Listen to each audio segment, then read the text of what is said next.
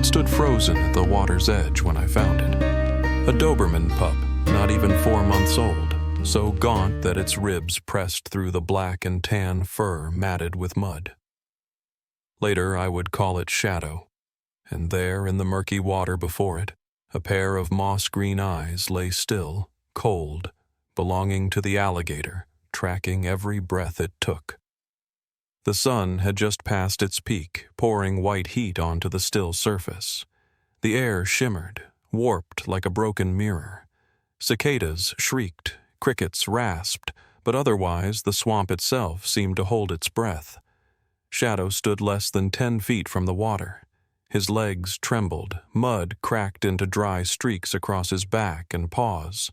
One ear drooped low, surrender written on him before he had even given up. I stopped, not from the suffocating heat, not from the hulking reptile half submerged ahead. I stopped because the puppy did not move. Not when I stepped closer, not when I called softly. He just stared down at the water, as if nowhere else in the world was left to look. Behind him, an empty plastic bottle lay overturned on the cracked ground. Sun-bleached, bone-dry, a sign of what had been done here.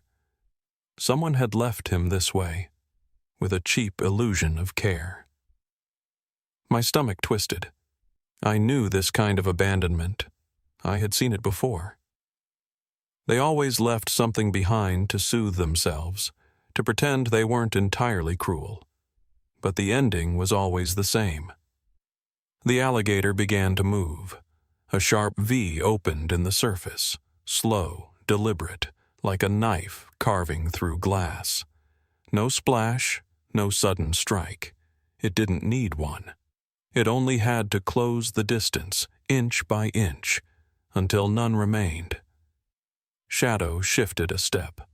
The soft mud sucked at his paw, pulling him forward. I saw his foot slip, dragging a line through the slime at the edge. His body shivered, but he didn't cry, didn't thrash. It was as if he had already stopped fighting. No. The word escaped me, then tore out in a ragged shout. I leapt from the boat.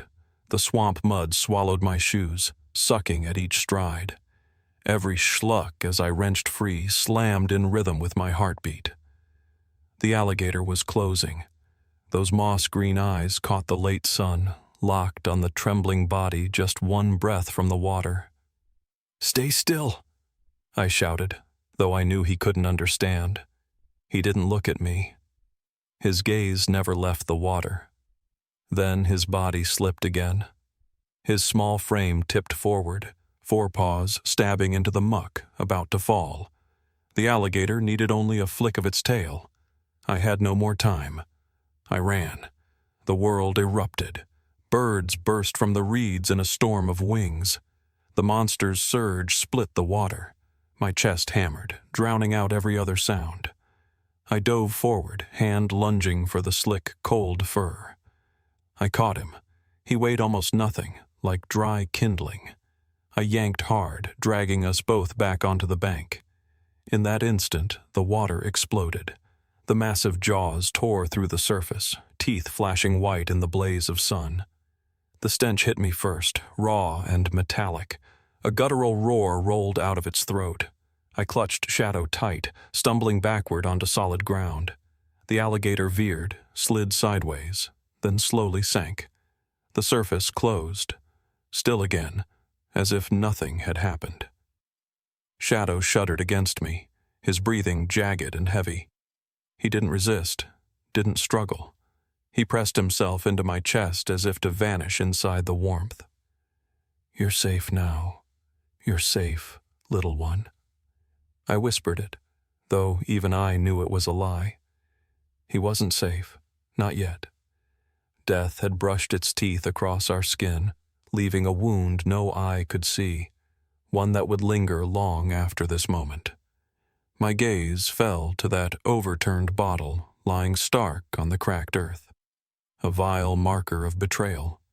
I knew if I hadn't come, this life would have vanished quietly, swallowed whole, and no one would ever have known. The swamp lay heavy in the dusk. I held him closer, a silent vow burning in my chest. Never again, never would I let him stand alone at the edge of death. I carried him back onto the wooden skiff, holding him tight against my chest. He was frighteningly light. A Doberman pup of 4 months should have had weight, should have kicked and squirmed, should have met the world with wide, curious eyes. Shadow did none of that. He lay limp in my arms like a soaked cloak, head dropped into the crook of my elbow, breath thin as thread. I set him down on an old jacket spread across the bench. The engine coughed to life, roaring loud, but he didn't flinch, didn't curl. Any other pup would have startled, would have trembled at the noise, but he stayed silent. And that silence pressed down on me heavier than the heat. The boat cut through the water, leaving a broken trail of foam. I kept my eyes locked on him, unable to look away. His frame was all angles, ribs pushing through a wet, fragile coat. His belly had caved in, his paws cracked and raw. I lifted one paw gently. The pads were hard as stone, split open in places, dried blood clinging. He had walked far. Days, maybe, on nothing but mud and grit, without rest, without shelter. Then I saw it. A strip of black tape tangled in the fur beneath his jaw. My breath caught. Someone had tried to seal his mouth shut. I peeled it free, sticky, reeking of scorched plastic. Shadow twitched, muscles going taut, but he made no sound, no cry, no whimper. He had learned to endure in silence. A chill ran down my spine. My throat burned dry. "Dear God, little one." The words slipped out, meant for no answer. The cypress trees slid past behind us. The white blaze of sun faded to bruised purple dusk. I couldn't tell how long I had been steering. All I knew was the hollow inside me had deepened. Rusty came back to me in memory. That last drive to the vet.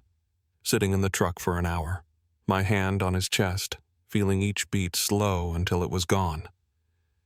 I'd sworn then I wouldn't let my heart split open again. And yet here, in the swamp, another pup had forced me to face what I'd buried. I clenched the wheel as I pulled to shore.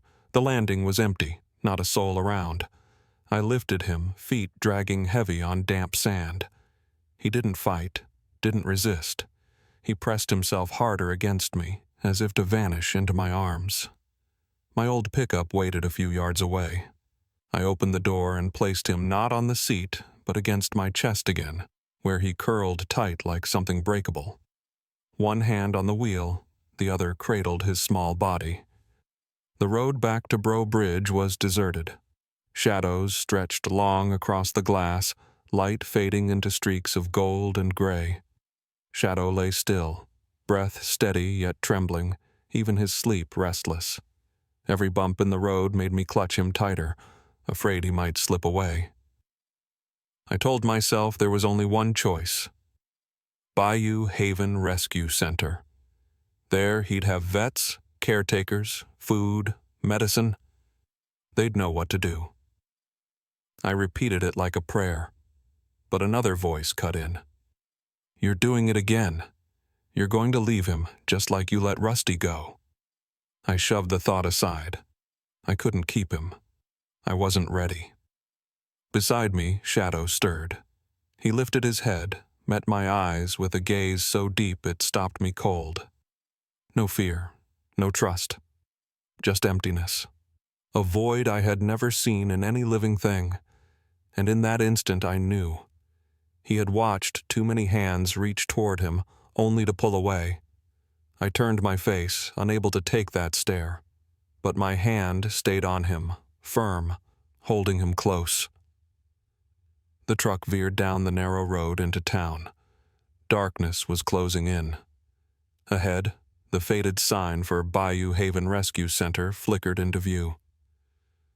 I drew a long breath, gripped the wheel tighter, and knew this was only the beginning. The iron gate of Bayou Haven screeched as I pushed it open. A long, cold cry that echoed across the gray evening sky. The rusted sign swung overhead. Bayou Haven Rescue Center, where life begins again. I carried Shadow in my arms, across cracked cement. He was light as nothing, his head still buried in my coat, breath ragged, but silent. No whine, no cry, just silence. The smell of bleach and antiseptic hit me as I stepped into the lobby. Harsh neon lights glared down, bouncing off rows of steel cages at the far end of the hall.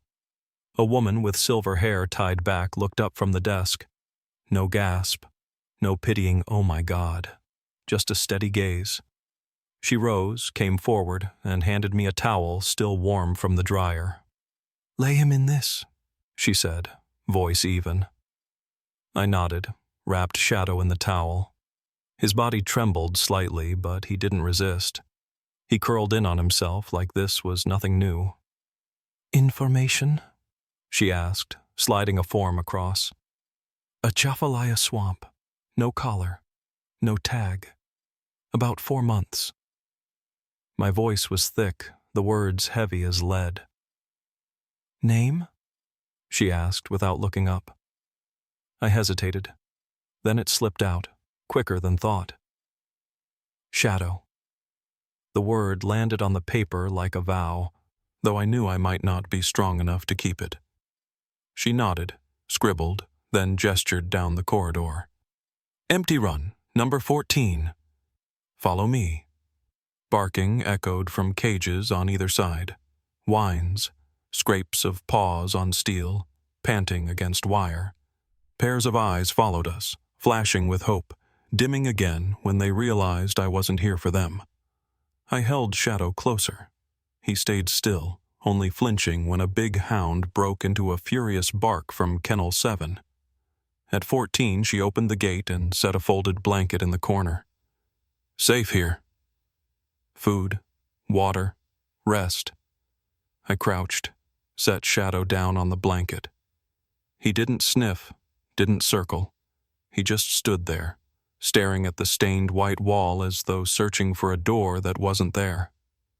I knelt, hand hovering close. "It's okay. You're safe now," I whispered. But my hand never touched him. I pulled it back. I was afraid one touch might make him disappear. The kennel door clanked shut. A small sound, yet it struck my chest like a hammer. I looked through the bars just as Shadow let out something faint. Not a bark, not a whine, just a broken breath, a sound so slight yet so heavy, like a soul cracking open. I rose. My legs carried me down the hall, each step weighted like stone. I should have felt relief. He was safe. He had care. But my chest twisted tighter. Out in the lot, I slid into the driver's seat, hands gripping the wheel. I didn't turn the key. Through the windshield, I stared at the gate, closed again. In my head, the echo of that clank kept ringing. Not a sound, but a sentence. I closed my eyes and saw Rusty's last breath, 2 years past, fading in my arms. That helpless chill crawling my spine had returned. I had pulled a pup from death, only to leave him in a cage. And the question clawed at me. Had I really saved him, or only traded one darkness for another? The second hand ticked slow. I sat there, unmoving. And in the silence, Shadow's faint, broken sound replayed over and over, like a question without an answer. That night, I couldn't sleep. The little house outside Bro Bridge, so familiar, so worn, felt suddenly foreign. I lay on the empty bed, ceiling painted in yellow light, but all I heard was that sound, the faint, strangled breath Shadow had made when I left.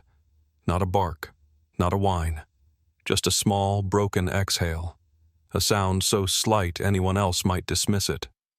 But not me. It cut into my chest like glass. Every gust against the window had me flinching, certain it was the clank of the kennel door. Every creak in the floorboard sounded like Shadow's claws raking steel, searching for a way out. I closed my eyes, only to see his eyes, hollow, staring at walls instead of people. I turned over. The clock glowed 2 a.m. I got up, poured a glass of water, but the smell of chlorine in the kitchen dragged me straight back to the shelter's waiting room. I paced the floor. Couldn't shake it. That small shadow clung to me. I thought of Rusty. I'd sworn never to let my heart split again. But Rusty's final minutes and Shadow's eyes as I walked away had fused together inside me, sharp as a blade. And I asked myself, had I saved him, or abandoned him all over again? When dawn spilled over the swamp, I broke. I drove back to Bayou Haven. The lot was nearly empty, only staff cars lined up. The morning air was damp, thick with grass and mist. I was at the door as it opened.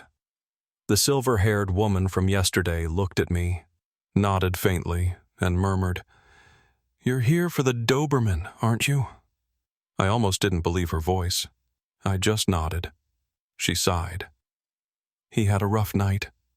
Around midnight he started whining, not from hunger or pain. He clawed at the floor until his nails tore, like he was trying to dig his way out. We had to move him to isolation to settle him. My chest tightened. I followed her down a side corridor, the metal door ahead waiting cold. She turned the key. The lock clicked open, and at once I heard it. Thud, thud, thud. Tiny paws striking steel, urgent, frantic, like a heartbeat gone wrong. Last kennel on the left. I stepped closer. Shadow sat there. Fur tangled. Body curled small, front legs trembling thin. He lifted his head when he saw me.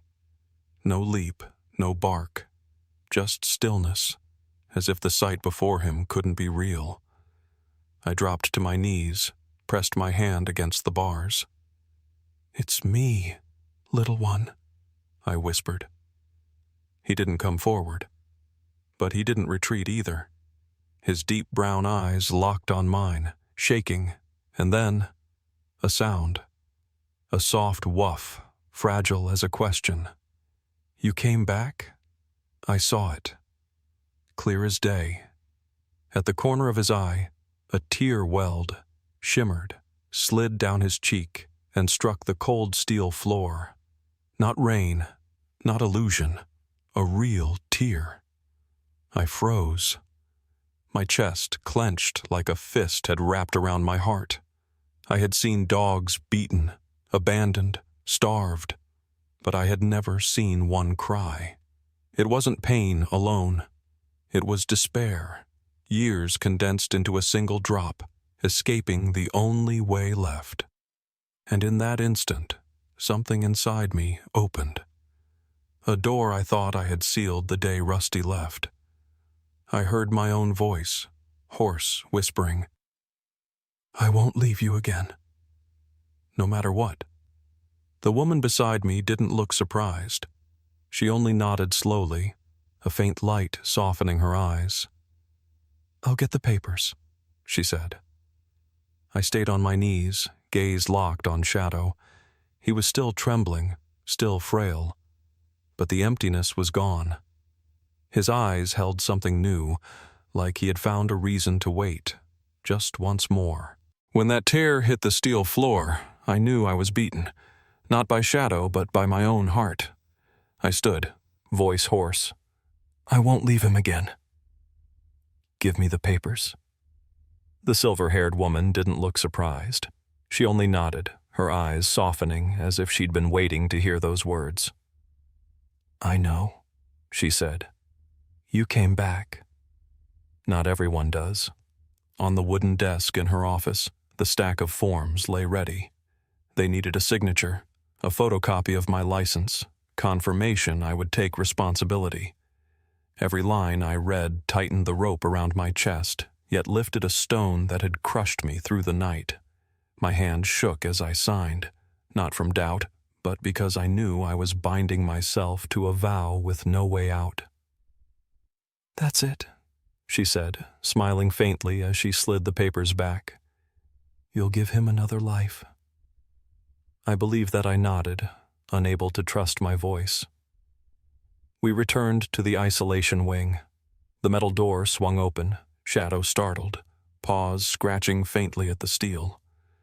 But when his eyes found me, he froze. He didn't leap, didn't retreat. He only sat, head tilting slightly, as if to make sure the figure before him wouldn't vanish. "Come on, little one." I crouched low, hand reaching out. Slowly, Shadow rose. His legs shook, but each step held more weight than the last. He crossed the threshold, his thin tail flicking a single beat. My throat caught. It was the first true sign of life, of trust, I had seen in him. When the staff unlocked the kennel, I knelt, pulling from my coat pocket a tarnished brass keychain. It had once hung on the ring of my old Chevy, now gathering dust in the garage. A small relic of roads traveled, of time, of Rusty. I clipped it onto the leather collar they had given Shadow. "This is your badge of honor," I whispered. "My rookie." Shadow lifted his head, ears half-cocked, brown eyes glinting with something new. He didn't understand the words, but I knew he felt the weight of that moment. We stepped out into the corridor. The kennels roared on either side, dogs barking and howling, but Shadow didn't look back. He stayed close, that small shadow pressed to my mud-stained boots as though afraid I might dissolve. In the lot, the morning light split through gray clouds. I opened the truck door, spread my old coat across the seat, and lifted Shadow inside. He turned his head, hesitant, then tucked himself against my side. I shut the door and slid in beside him. This time there was no hesitation. The key turned. The engine roared. Shadow didn't flinch. He only gazed out the window, and his eyes were no longer empty. On the road away from Bayou Haven, my hand rested lightly on his back. His body still trembled, but no longer like a wire pulled too tight. He was learning to let go. And I was learning again how to believe in beginnings. The road stretched quiet, cane fields rolling on either side. I pulled over, just to breathe. I turned to him. Shadow lifted his head, met my eyes, no longer a pit of despair, a faint spark instead, waiting for someone to breathe it into flame. I whispered, "From now on, you have me, and I have you." He answered by tilting his head, his tail flicking once more. Small, but enough. Enough for me to know this time there would be no parting. The brass keychain caught the first light of morning, gleaming like a promise that would not break. 2 days after bringing Shadow home, I began to believe things might finally be all right. He still hadn't barked, still wouldn't play, but he wandered the small backyard, sniffing at the roots of trees, lifting his gaze to the sky. To me, that alone was a miracle. I sat on the porch steps, the old drone resting on my knees, checking its engine. Insects buzzed in the heavy heat. Shadow lay curled in the sun, eyes half closed, his head resting on his front paws. I thought he was learning how to breathe in peace, and I was learning how to breathe with him. Then I made a mistake. When I tested the engine, my hand twisted the throttle too far. The drone shrieked, a blade of sound cutting the air, sharp as a whip crack. Shadow bolted upright. Without a beat of hesitation, he charged for the fence. I barely had time to shout, "Shadow!" before he slammed into the old corner boards. Rotten wood split open just enough for a thin body to slip through. And in a heartbeat, he was gone. My stomach dropped. I hurled the drone aside and sprinted after him. The gate banged open as I tore down the dirt road. Wind slapped my face, dust coated my lips. All I could see was a faint trail of dust and small paw prints scattered in panic. I ran. The prints led east, along the old path that wound by the swamp. Grass tore at my legs, branches lashed my arms, sweat burning into my eyes, but I didn't slow. The image of him trembling at the edge of the mud played on repeat in my head. Half a mile. A mile. My lungs scorched, but then I saw it. Paw prints mixed with dragging streaks of mud. The ground torn as if something heavy had churned through. A chill spread through me. Then I heard it. A faint, muffled whimper from the water's edge. I stumbled toward it, chest pounding, breath ragged. And there, my heart stopped. Shadow. He stood on the very brink of mud, body rigid, eyes locked on the water. Exactly as he had the first time I found him, as if the world had spun him back to that same cursed place. And in the water, a V-shaped wake cut closer. This alligator was larger, older. Its eyes broke the surface, patient, merciless. It wasn't rushing. It knew the prey would not escape. "Shadow!" I shouted, voice cracking. "Back! Come to me!" He didn't turn. His ears flattened, tail tucked tight. He was frozen, chained by an old terror. His legs trembled, but wouldn't move. I stepped into the muck, every step sucking me deeper. "Come on, boy. It's me. You're safe." My voice shook, but I forced it steady. The wake drew closer. 5 yards, 4, 3. Shadow shivered, lifted his eyes. For a split second they met mine, and in them I saw the battle, the darkness that had owned him too long, and a fragile spark that my outstretched hand offered. I lunged. Mud splashed, swallowing me to the knees. I grabbed his scruff, yanking him toward me. We toppled backward together, his frail body slamming against my chest. The water erupted. A massive jaw tore the surface, teeth flashing white, snapping down where he had stood seconds before. I felt the rush of air whistle past my face. The alligator whipped, tail thrashing, water exploding into foam. I clutched Shadow, dragged us back toward higher ground. My heart pounded so hard it hurt. A few yards more, and it slipped beneath the surface, vanishing. The swamp went still, as though nothing had happened. Shadow shook violently against me, breath ragged, frantic. But this time, it was different. He turned, pressed a small lick against my chin. A touch so slight, yet enough to tell me he had chosen me. I bent low, holding him tight. "I've got you now. You're safe. I'll never let you go back there again."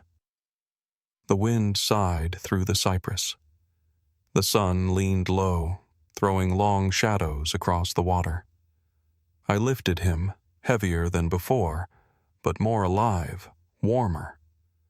This time, my hands did not shake.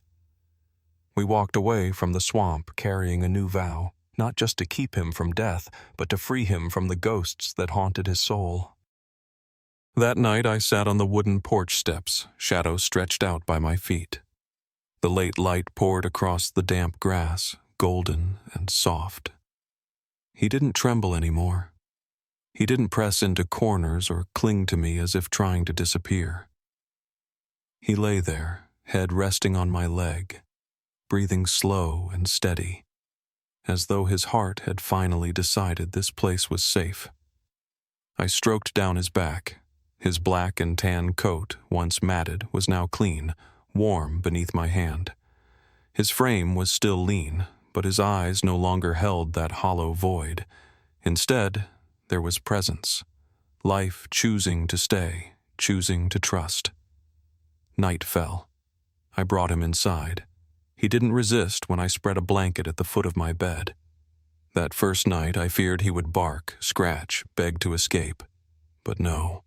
He curled tight, tail giving the smallest wag, and drifted into sleep. I listened to his breathing fall in rhythm with mine. For the first time in years, I slept in peace. In the days that followed, Shadow changed little by little. At first, it was just a glance less burdened with fear. Then one morning, when I opened the door, his tail swayed, just slightly, but it was there. Another evening, when I fired up the drill in the garage, he flinched, but instead of fleeing, he looked back at me, waiting for reassurance. And one night, when I came home from work, he ran to the gate, ears pricked, tail wagging faster than I had ever seen. I knew the wounds inside him wouldn't vanish overnight. But I also knew that from the moment he licked my chin by the swamp's edge, a new chapter had begun, for him and for me.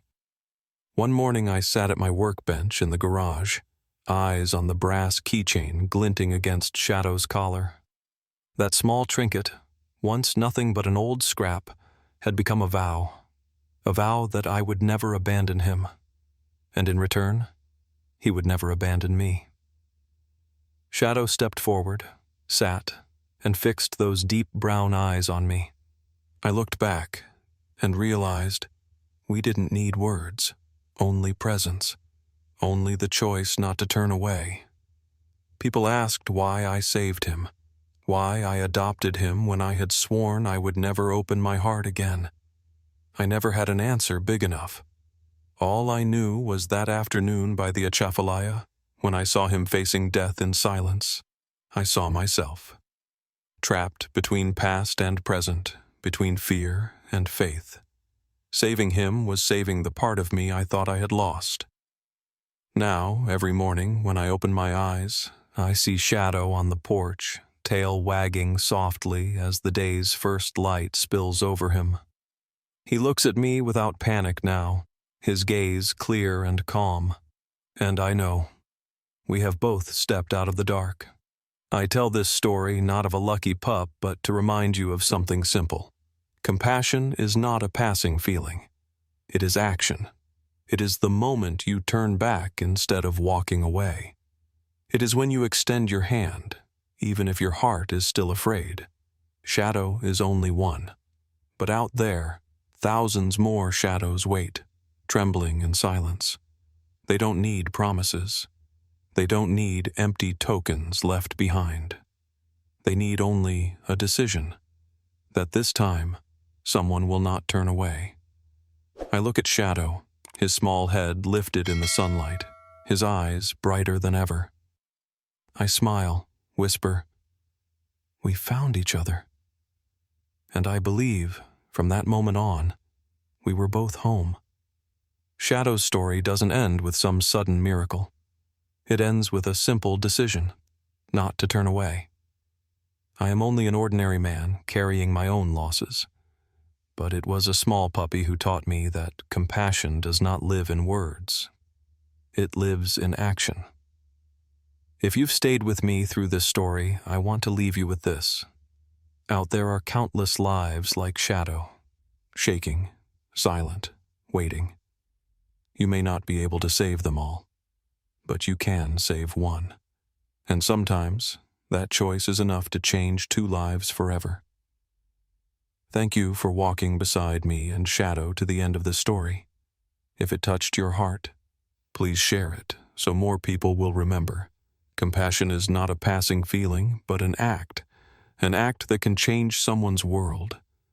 Let your heart be a home for a life lost at the edges, and perhaps, as it happened to me, you too will find your way back home.